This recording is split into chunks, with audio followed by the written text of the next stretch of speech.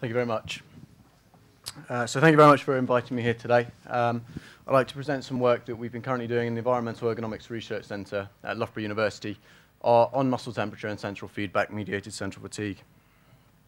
It was conducted by myself with the help of Dr. Simon Hodder and Professor George Haveneth.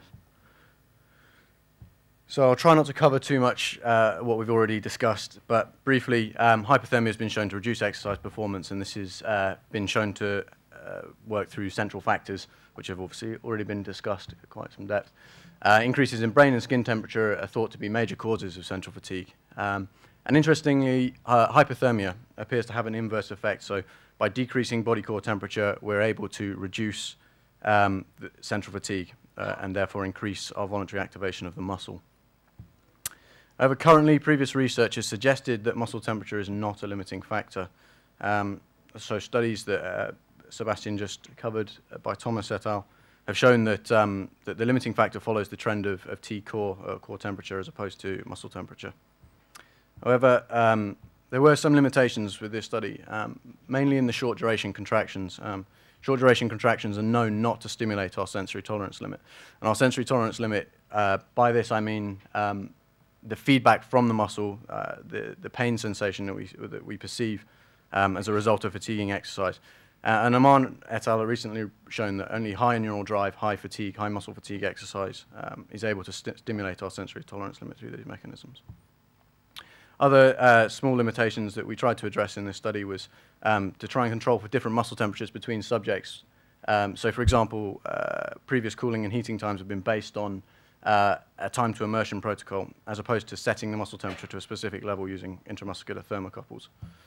And additionally, when fatigue contractions have been used, there's only limited data on how much central factors contribute to these.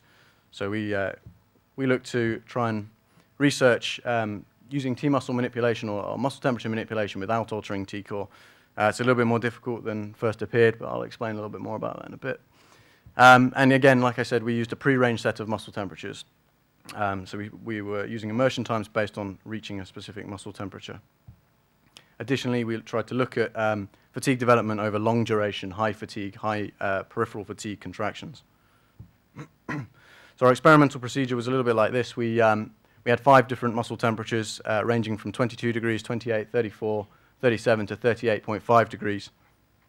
As well as this, we decided that we'd like to try and investigate how much whole body T-squint would also contribute to any reductions or any changes we saw. So we did the two extreme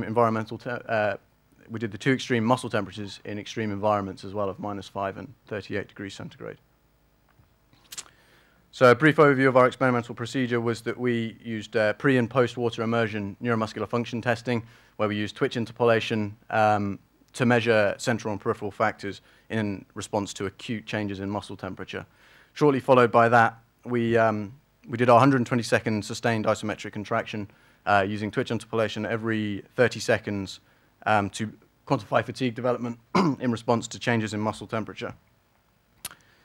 Additionally, we had 20 seconds rest period and then continued to have one more neuromuscular function test to assess a post-recovery value. Moving very swiftly on to our results.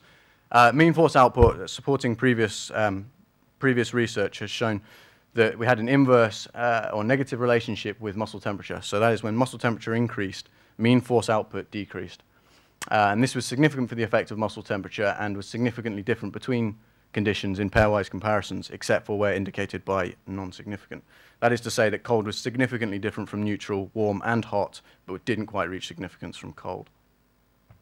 The interesting part of our study was that when we looked at the voluntary activation percentage, i.e. the neural drive to the muscle, we saw a very similar relationship, and it reflected the values we saw in mean force output. That is, it was both negatively correlated and significant for muscle temperature. Because we only manipulated muscle temperature in this study, we can assume, or I'll explain a little bit again a bit more in detail in a second, but we assume that the changes occur in a peripheral place, but actually we're seeing a manifestation in a central response. And the reasons we propose for this possibly to do with peripheral fatigue development rates. And if you look here, this is the resting potentiated twitch force. So this is the twitch force in response to a single square wave depolarization of the nerve. And as you can see, as we increased muscle temperature acutely, we saw an increase in the twitch response. And obviously, this can be increases in biochemical reactions, nerve conduction, improvements in acute performance of the muscle, which have been widely discussed already. However, post-fatigue or post our 120-second contraction, we saw that these decreased to a very similar non-significant level, except for in the hot condition. And this might suggest that the rate of change was different in terms of peripheral fatigue in the hot conditions or the hot muscle conditions than in the cold. So this might suggest that we get a change in the muscle. As a result, we get an increase in the afferent firing, which reduces our voluntary activation percentage. We had a voluntary activation percentage reduction of about 0.5 degrees per degree centigrade raise in muscle temperature. Alternatively, and perhaps slightly conversely, when we looked at the data, when we assumed 100% activation, we made a correction to the mean force output for 100% activation, so we removed the central factors. We saw that there was no change, again, except for in the hot condition, no change and no significant effect of T muscle over the whole condition in response to muscle temperature manipulation. This might suggest that there was actually no functional changes in the muscle's ability to perform the exercise, and instead a change in the afferent nerve temperature resulted in an increase or a decrease in firing frequency for heating and cooling respectively, which thereby resulted in a reduction in our voluntary activation percentage. So in conclusion, we supported previous research showing that high muscle temperature can reduce performance in fatigued muscle. Moreover, this can be related, at least in part, to a change in voluntary activation percentage or the muscle voluntary activation. We attribute this possibly to changes in sensory feedback from either faster peripheral fatigue rates or a change in the muscle fatigue sensation. That is, so that when the muscle is cold, we get a slightly more analgesic effect, and as muscle temperature increases, pain sensation increases. Of course, it is also possible that both these mechanisms are jointly responsible, or even that there's a transition from faster peripheral fatigue rates to muscle fatigue changes in muscle fatigue sensation. In light of previous research, we feel that this is likely limited to high muscle fatigue contractions. As I said, Thomas et al. Didn't show an effect of muscle temperature and showed that it followed core temperature very closely. But we feel that maybe high muscle fatigue contractions are necessary to stimulate our sensory tolerance limit. I only touched on this because I don't really have time, but we found no additional effects of ambient temperature, which supports previous research that there's a time threshold for the effects of environmental temperature or whole body changes in whole body skin temperature. Some considerations, some of you may be asking is, did our water immersion result in changes in core temperature? We measured core temperature rectally, and we saw less than 0.4 degrees change in all conditions. Because the rectal thermistor is also immersed, there's probably quite a high chance that the brain temperature or more superior temperatures were not influenced as much. Of course, this alone is probably not enough to suggest that our changes were a result of muscle temperature. So what we did was look at previous research by Morrison et al. And we calculated that they, per degree centigrade increase in T-core, they see about a change of minus 5.5% voluntary activation percentage. And based on our results, this would equate to about 28% of the change in voluntary activation in our study. Similarly, in cooling, we used Cahill's results on the superimposed twitch force. Applying similar calculation, we worked out that 11% of the change in our study was can be explained by T-core, changes in T-core.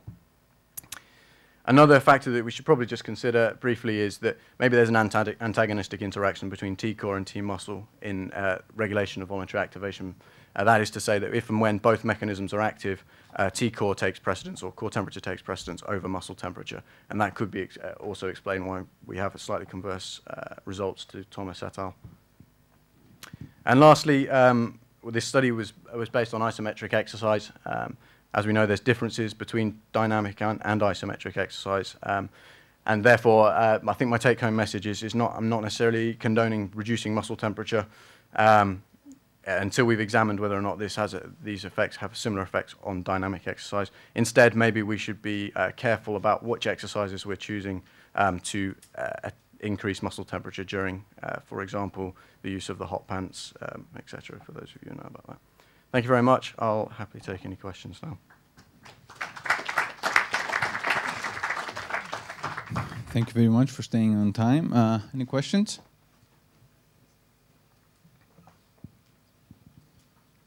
No, well, I have a couple of questions.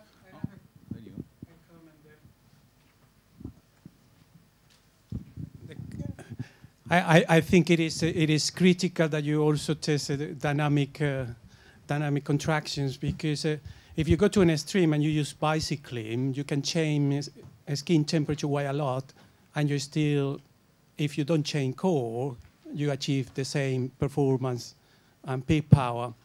But my question was in regards to your manipulation in the hotter muscle temperature 38.5. We have a lot of experience of local cooling, and you can do it local heating with a water-perfused suit at 50-degree water inlet, and it is almost impossible to heat up muscle above 37 unless that you start heating the rest of the body. So your estimation based on rectal temperature, that core didn't change very much. I doubt that that is the case. You probably are going to have, when muscle is 38.5, you can have core that is about 38 or something like that.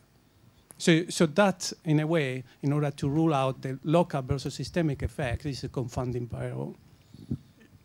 Yeah, I appreciate the comment, and I think what we tried to do was attribute the changes that had been previously seen using Morrison's, for example, changes in activation percentage to rule out how much of that was a change. And if I've underestimated that, yeah, okay, that is possible. In regards to the water-perfused suit, we couldn't get, as you say, anywhere near the muscle temperatures that we achieved. We had a hot water bath that was on the extreme end of what could be tolerated, just under 44 degrees.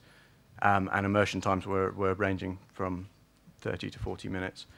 You have a recent publication by Danny Green, where he looked at vascular function when you put subjects immersed in water at 40 degrees at core temperature. They measure esophageal temperature. Mm-hmm. It went to close to 39. Right. When we're using two-leg water immersion? Yes. Okay. So obviously the difference is we use one leg, but again, it would be interesting to use esophageal probes to quantify the change and whether or not we do see a change in more superior core temperatures. Okay. Thank you very much.